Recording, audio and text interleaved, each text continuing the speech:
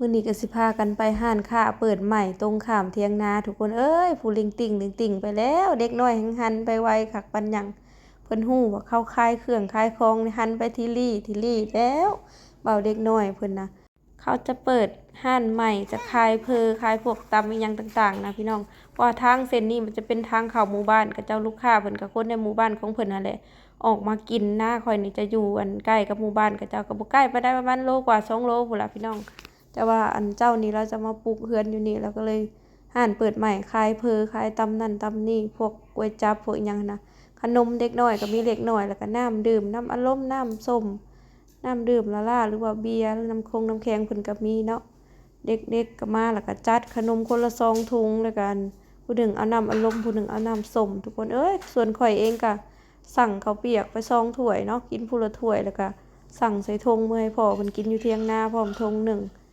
อยู่นี่ก็ยังขายของบ่หลายปานใดเนาะเพิ่นหักก็เปิดบ่เฮิงเพิ่นก็ว่าพอได้ขายเรื่อยๆคนอยู่แถวไร่แถวนาอันน้ำหันมันก็หลายได้เที่ยงนาเขาเจ้าก็ไปกินแถวบ้านข่อยก็ได้แบบว่าเขาเจ้าอยู่นาแล้วเขาไปกินนะแล้วก็คนลูกค้าอยู่ในหมู่บ้านเพิ่นเองเขาเจ้าก็ขี่รถออกมากินนั่นนะก็ประมาณนี้หน้าตาอันก๋วยจั๊บยวนหรือว่าบ้านเฮาเอิ้นเส้นข้าวเปียกเนาะก็สิตักโตบ่ทันได้ปรุงให้ลูกสาวนี่ก็สิเป็นลูกค้าเพิ่นทุกคนเลย ระหว่างนั่งกินก็มีลูกค้ามาซื้อตำเนาะบางคนก็โคกหนึ่งคนก็2โคกหั้นนะเพิ่นก็มาเรื่อยๆของเพิ่นส้มกับเพิ่นเปิดใหม่แหละทุกคนก็พอได้ขายอยู่เรื่อยๆแล้วอะเปิดให้ลูกค้ารู้จักไปเรื่อยๆต่อไปหน้าไปอาจจะดีกว่านี้เนาะทุกคนก็ประมาณนี้แล้วเนาะเครื่องปรุงก็มีอันมักพริกเจียวพริกพงน้ำปลาซอสพริกอันแล้วก็อิหยังก็น้ำส้มสายชูผักก็มีมักถั่วแล้วก็ผักสดกินกับมีพริกดิบให้จิ้มกับกะปิกินกับพร้อมเนาะ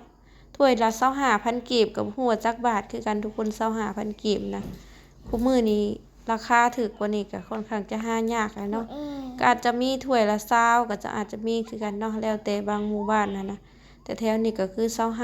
25มานะมื้อนี้ก็บ่ทันได้กินข้าวเช้าก็เลยแบบหิวข้าวเนี่ยทำสิกินมาแต่เช้ามันก็ยังบ่หิวนะทุกคนมันยังเช้าโพดถ้าช่วงสายๆแบบนี้จะหิวก็เลยพากันมากินลองเบิ่งพ่อเพิ่นก็เคยซื้อไปกินเทื่อหนึ่งอันนี้สิเป็นของเด็กๆโอ้ยขนมคนละ2ถุงแล้วก็น้ำคนละขวดซ้ำบ่นำบัดสิมื้อยังอยากได้อีกได้ก็เลยเอาขนมปังอีกคนละชิ้นมื้อนี้เนาะ